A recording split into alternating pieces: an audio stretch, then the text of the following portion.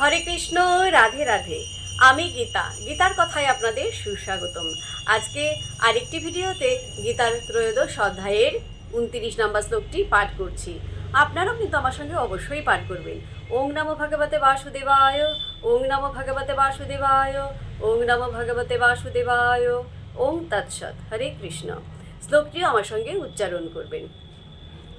সমং পশ্যন হি সর্বত্র সমবস্থিতম ঈশ্বরম ন হিনস্তি আত্মনা আত্মানম তত জাতি পরম গতিম। অনুবাদ: যিনি সর্বত্র সমভাবে অবস্থিত পরমাত্মাকে দর্শন করেন, তিনি কখনো মনের দ্বারা নিজেকে অধঃপতিত মনে করেন না। এভাবেই তিনি পরম গতি লাভ করেন। যিনি সর্বত্র সমভাবে অবস্থিত পরমাত্মাকে দর্শন করেন, তিনি কখনো মনের দ্বারা নিজেকে অধঃপতিত মনে করেন না। এভাবেই তিনি পরম গতি লাভ করেন। তাৎপর্যে কি বলেছেন? জীবাত্মা তার জড়জাগতিক অস্তিত্ব স্বীকার করে নিয়ে তার চিন্ময় অবস্থা থেকে ভিন্নতর অবস্থান লাভ করে।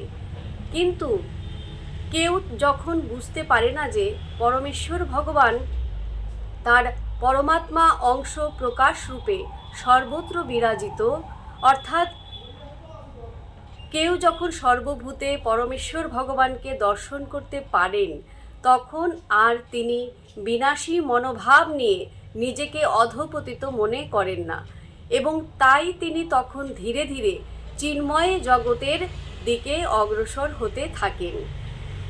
মন সাধারণত ইন্দ্রিয় তৃপ্তিমূলক ক্রিয়াকলাপে আসক্ত থাকে, কিন্তু সেই মন যখন ভগবতমুখী হয়, তখন পারমার্থিক উপলব্ধির পথে অগ্রসর হওয়া যায়।